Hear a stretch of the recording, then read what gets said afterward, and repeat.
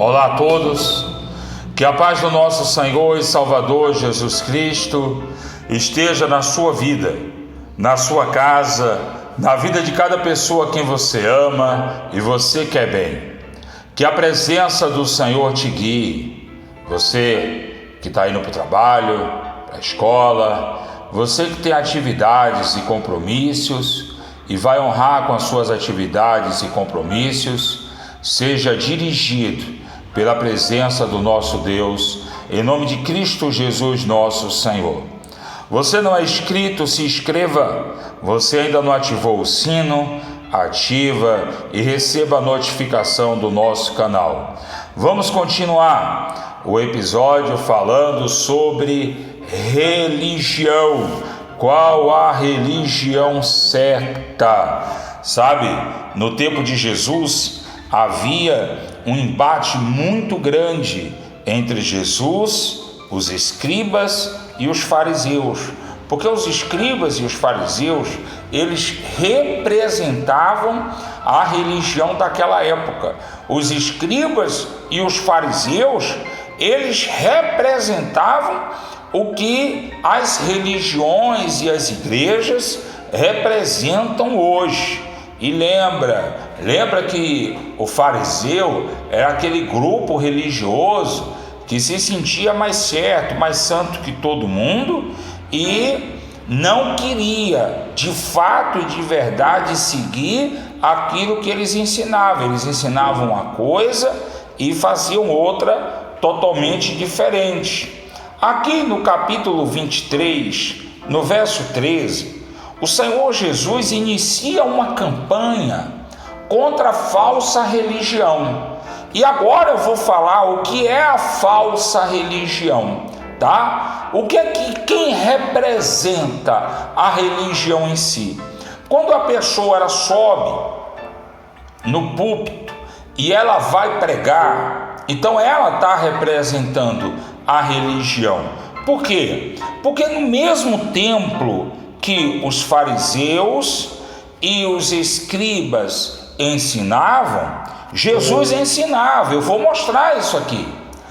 No mesmo templo que os fariseus e escribas ensinaram, Jesus ensinava também, tá? Então a guerra de Jesus não era contra a placa, seja ela qual for. A guerra de Jesus era contra aqueles que se levantavam para dar ensinamento falso. Tá claro isso para você? Se não tá claro, então presta atenção. No verso 13 do capítulo 23 do livro de Mateus, Jesus diz assim: ai de vós, escribas e fariseus, coitado de você, você não tem valor diante de Deus, você é inimigo de Deus, tá? O Senhor Jesus colocou os fariseus e escriba em condição desfavorável, porque aquilo que eles faziam era pregar contra a vontade de Deus. Enquanto você está preocupado com a instituição religiosa, Jesus estava preocupado com o ensinamento. E Jesus disse: ai de vós, escribas e fariseus, hipócritas, porque fechais o reino dos céus diante dos homens, pois não entrais, nem deixais entrar os que estão entrando. Aí o que é que você vê? Você vê um templo gigantesco, lotado de pessoas, todo mundo dando risada, todo mundo se abraçando, e de repente começa a reunião. E aí vem aquele ensinamento, um profetiza, outro fala, Deus está me usando, Deus está falando com você agora, Deus quer mudar a sua vida, e a igreja se empolga, né? A igreja, eu estou falando, é a pessoa mesmo, a pessoa se empolga. E aquele templo cheio, aquele coro de pessoas. Aí eu só lembro do tempo do profeta Micaías, o rei Acabe, né? Cerca de 400 profetas elogiando e enchendo a moral de Acabe. E aí você vê a igreja glorificando não a Deus, você vê o templo cheio de pessoas glorificando não a Deus, e sim ao homem, e aí querendo agradar o pastor, e um irmão querendo agradar o outro. Aí um irmão olha para o outro e diz assim: eu sinto que Deus é com você. Aí o outro olha e diz assim: eu sinto que você é um homem de Deus, eu sinto que você é uma pessoa abençoada. E aí acaba a reunião no templo, e a igreja vai para casa. Você entendeu? Quem é a igreja é a pessoa, né? Aí acaba a reunião no templo, a igreja vai para casa. E aí quem é que vai para casa? É o marido que está adulterando, é a mulher que está adulterando, é o irmão, a irmã na igreja que é pedófilo, que é viciado no álcool, que é viciado nas drogas. Tá? Não confunda, eu quero que você não confunda a pessoa que chega na igreja, que é viciada no álcool, nas drogas e quer se libertar. Essa pessoa está indo buscar ajuda. Eu não estou falando deste caso, eu estou falando do caso daquelas pessoas que estão se dirigindo à igreja, que estão se levantando como pessoas de Deus, como pessoas salvas, e estão vivendo na prática do pecado. E aí o que acontece? Quando chega alguém e prega contra o pecado, o que acontece? Quem ouve a pregação contra o pecado se incomoda. E porque se incomoda, vai perseguir exatamente aquele que está pregando contra o pecado. Então, eu vou estar pregando o evangelho e você perseguido por causa do evangelho? Vou ser maltratado por causa do evangelho? Vou. Isso é normal? É. O que não é normal é quem me persegue porque estou pregando o evangelho abrir a boca e falar: eu sou de Deus. O que não é normal é quem me persegue por causa do evangelho abrir a boca e falar: Deus tem um propósito de bênção na minha vida. Pode até ter um propósito. Deus não tinha um propósito na vida do Acabe? Tinha. Deus não tinha um propósito na vida daqueles 400 profetas que estavam profetizando a favor de Acabe? Tinha. Você não viu o estudo, não? Vai lá no nosso canal, no tópico a consagração do azeite e a pregação do jejum, do episódio 13 ao 16. Deus tinha um propósito tanto na vida de Acabe quanto na vida dos 400 profetas que foram tomados pelo espírito da mentira, pelo espírito do engano. Agora eu pergunto: é esse o propósito que Deus tem na tua vida? Você ser tomado pelo espírito da mentira, pelo espírito do engano e ser tropeço na vida dos outros? Porque está aqui, ó, verso 13: ai de vós, escribas e fariseus hipócritas, porque fechais o reino dos céus diante dos homens. Não prega a palavra do jeito que ela é, não ensina as coisas de Deus do jeito que ela é. Em alguns casos, para não dizer a maioria, porque nem sabe, outros sabem e não acreditam. E aí continua: pois vós não entrais, nem deixais entrar aqueles que estão entrando. O verso 14 diz: ai de vós, escribas e fariseus hipócritas, porque devorais as casas das viúvas, e para o justificar fazeis longas orações, por isso sofrereis juízo muito mais severo. Então tem aqueles que, além de não entrar no reino de Deus, além de não permitir que você entre no reino de Deus, porque existem igrejas, existem pastores que estão se levantando contra a pregação do evangelho, porque eu estou pregando o evangelho.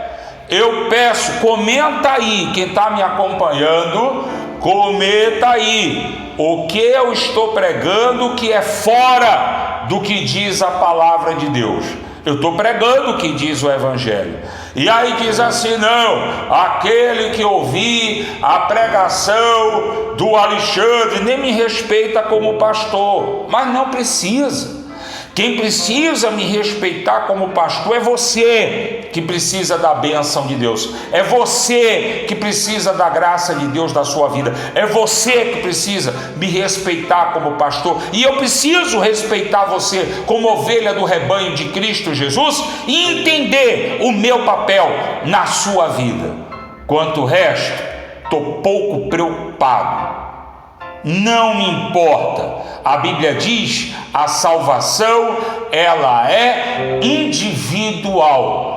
Quem não pode ceder a se tornar uma pessoa ladrona, pedófila, envolvido com crime, sou eu. A Bíblia diz que sou eu que tenho que me afastar do pecado. Sou eu que tenho que me afastar das obras das trevas. Aí o Senhor diz: ai de vós, escribas e fariseus, hipócritas, porque devorais as casas das viúvas. Aí tem pregador do Evangelho, e eu não vou chamar de pastor, né? E eu não vou chamar de pregador do Evangelho, não. Tem dito pregador do Evangelho, tá? A língua portuguesa, para você não usar a palavra falso, usa um outro termo chamado pseudo, tá? Então, existe aí pseudos pastores, existe aí pseudos pregadores do Evangelho, ou por que não chamar, como o próprio Jesus falava, fariseus,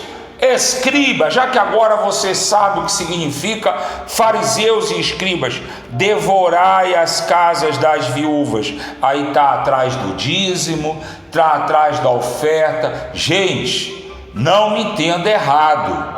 O dízimo e a oferta é para manutenção da obra de Deus, é para manutenção da casa de Deus. O dízimo e a oferta é para que a igreja ela tenha condição de pregar o Evangelho, é para que a igreja, o templo religioso, né, a instituição cristã fundada para cumprir o papel de pregar o Evangelho, tem a condição de abrir novas portas, tem a condição de enviar o evangelista, o pastor a lugares difíceis, tem a condição de dar uma vida de tranquilidade a esse pastor, a esse evangelista que está em lugares difíceis, para que eles possam pregar o Evangelho e ganhar almas onde não tem, tá? Porque muitas vezes você está me acompanhando, você tem a palavra de Deus e talvez você não precisa se consultar comigo. Talvez você que está ouvindo minha mensagem, você nunca se consultou comigo. Mas eu não paro de atender pessoas do WhatsApp com depressão, com problemas. E olha que eu não soltei o meu número do WhatsApp no canal. Eu não soltei. Por mais que você veja muitas vezes, o acesso pequeno, é reduzido, eu estou acompanhando essas pessoas. Então o que acontece com a igreja? O pastor, que é a igreja de Cristo, dentro do templo, dentro da instituição cristã, ele está ali à disposição para atender as pessoas, para aconselhar as pessoas, para falar do Evangelho, para tirar a pessoa do mundo perdido. Mas o que acontece com o pseudo pregador? Primeiro, que ele não dá assistência nenhuma à igreja, como a igreja de Deus. E eu estou falando da pessoa mesmo, não estou falando da instituição. Ele não dá atenção. A pessoa chega no templo religioso depressiva, com problema, e ele não tem o menor critério, ele não tem a menor vontade de chegar para a pessoa e falar: eu quero conversar com você, o que é que está acontecendo? Desabafa comigo, né? Olha que tem pessoas que não tem nada a ver com o lugar onde eu congrego. Às vezes eu vejo na rua, eu já sinto que está com problema, eu digo logo: irmão, você está com problema. Estou mesmo, pastor. Não congrega na mesma igreja que eu, não está no mesmo ministério, e chega e diz assim: meu pastor, eu estou com essa situação assim. Eu tenho ouvido o Senhor, mas eu estou precisando realmente mudar minha vida neste ou naquele sentido. Então o papel do pastor é aconselhar, é orientar, é ajudar. Mas o que é que acontecia com o fariseu, com o escriba? Mesmo a pessoa com problema, levava tudo para a solução mágica. Qual é a solução mágica da entidade religiosa hoje? Oferta, desafio, voto. Não confunda. Você pode fazer o voto com Deus? Pode. Você pode fazer um desafio com Deus? Pode. Você pode fazer um propósito de oferta grande com Deus? Pode. Quando você tem maturidade espiritual para isso, tá? Não adianta eu chegar, tá um empresário falido, chamar ele para fazer um propósito espiritual comigo, de uma oferta de desafio, e ele vai fazer, ele não tem maturidade cristã. Sabe o que é que vai acontecer com ele? Ele vai continuar falido e devendo aquele dinheiro que ele fez o propósito comigo e não deu certo na vida dele, porque ele não tem maturidade. Você entendeu agora? E aí o que acontece com o fariseu, com o escriba? Você tem que trazer o ouro para a igreja, para o templo. Você tem que trazer o ouro para o templo, você tem que vir, você tem que ofertar, você tem que dizimar, você tem que ajudar mais, porque Deus vai ver o seu esforço. E assim, os fariseus e escribas se tornaram autoridades na sociedade. E o poder financeiro daqueles homens era tão grande, como você vê hoje. Você vê, hoje tem pastores que ostenta uma vida terrena. Pastor não pode ter uma vida abençoada? Pode. Pregador do evangelho não pode prosperar? Pode.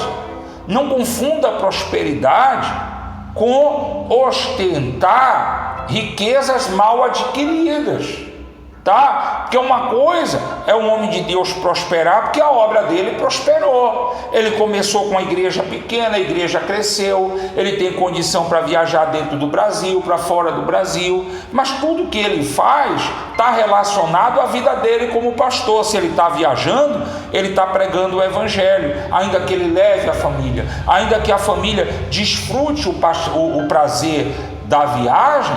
Tudo que ele faz na vida dele é uma missão, tá? Mas qual é o outro lado da moeda? O outro lado da moeda é o pseudo pastor, é o pseudo pregador do evangelho, que já fez 3, 4 casamentos, né? Com direito a rádio, televisão, com direito a gravações, a gastos monstruosos, né? Que está se envolvendo com 2, 3, 4 mulheres, sustentando 2, 3, 4 famílias com o dinheiro do dízimo e da oferta.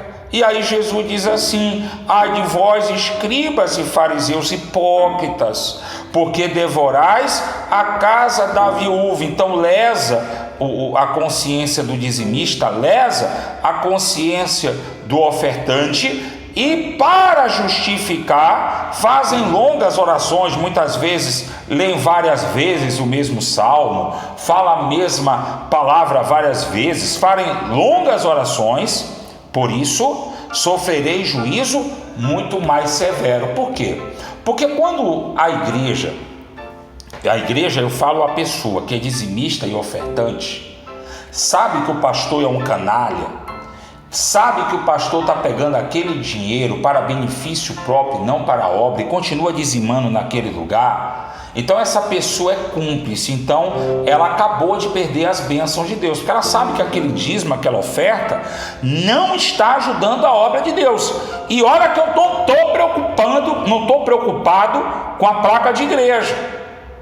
Mas quando o dizimista ofertante é inocente, ele não sabe que aquele pregador, ele não sabe que aquele templo está pegando aquela oferta, aquele dízimo para fazer aquela loucura. Gente, eu não estou falando de especulação. Uma coisa é o templo onde você congrega é perseguido, todo mundo chama seu pastor de ladrão, porque tem ciúme do crescimento do lugar onde você congrega. Você também não vai dar ouvido à voz de Satanás. Outra coisa, você sabe que a igreja está caindo, as pessoas não estão sendo abençoadas, você não está sendo abençoado, e você vê o pastor da sua igreja para cima e para baixo com a mulher diferente, para cima e para baixo com um copinho de cerveja, e tudo aquilo que o pastor faz de errado é sustentado por você. Então você é cúmplice. Você está entendendo agora? Por isso que o Senhor falou sobre isso no verso 14. Amanhã a gente continua. Vamos orar? Feche seus olhos. Coloca a sua mão sobre o seu coração. E curva a sua cabeça em um nome de Jesus. Senhor nosso Deus e eterno Pai, Deus de Abraão, Deus de Isaque, Deus de Israel, glorificado é o teu nome nas maiores alturas. Não há Deus tão poderoso e misericordioso quanto o Senhor. Espírito Santo, nos guia, perdoa nossos pecados e nossas falhas, limpa o nosso coração, restaura a nossa fé e a nossa esperança, para que venhamos estar de pé, fazendo o que é justo diante do Senhor, fazendo o que é reto diante dos teus olhos. Senhor nosso Deus e eterno Pai, lembra de nós para abençoar. Abençoa a tua igreja, abençoa o teu povo, abençoa os teus filhos, meu Pai, que têm se colocado diante da tua presença. Abençoa as famílias dessas pessoas que oram comigo, essas pessoas, meu Deus, que estão se preparando para trabalhar, estão chegando do trabalho. Meu Deus, eu não sei qual momento essa pessoa me ouve. Venha abençoar essas pessoas, vem fazer da vida delas uma bênção. Tem de misericórdia dessa família, essa pessoa que está alguém doente, enfermo, dentro de casa. Lembra deles para abençoá-los, lembra deles para socorrê-los, onde quer que esteja esse familiar, esse ente querido doente. Vem curá-los, meu Deus, por causa da tua misericórdia e compaixão, e porque essa pessoa liga a fé dela com a minha em oração, em um nome do Senhor Jesus. Meu Deus amado e meu eterno Pai, eu quero te pedir, Espírito Santo, que a presença do Senhor esteja sobre nossas vidas, que a presença do Senhor esteja sobre a vida de cada uma pessoa que tem ouvido a tua voz e tem crido verdadeiramente na tua palavra, ó Deus, em nome de Jesus. Aquele que crer, diga: eu creio e recebo as bênçãos do Senhor na minha vida e na vida de cada pessoa a quem eu amo, em nome de Jesus. Diga a todos: amém, graças a Deus. Que Deus abençoe você e até amanhã, se Deus assim permitir. Fiquem todos com Deus.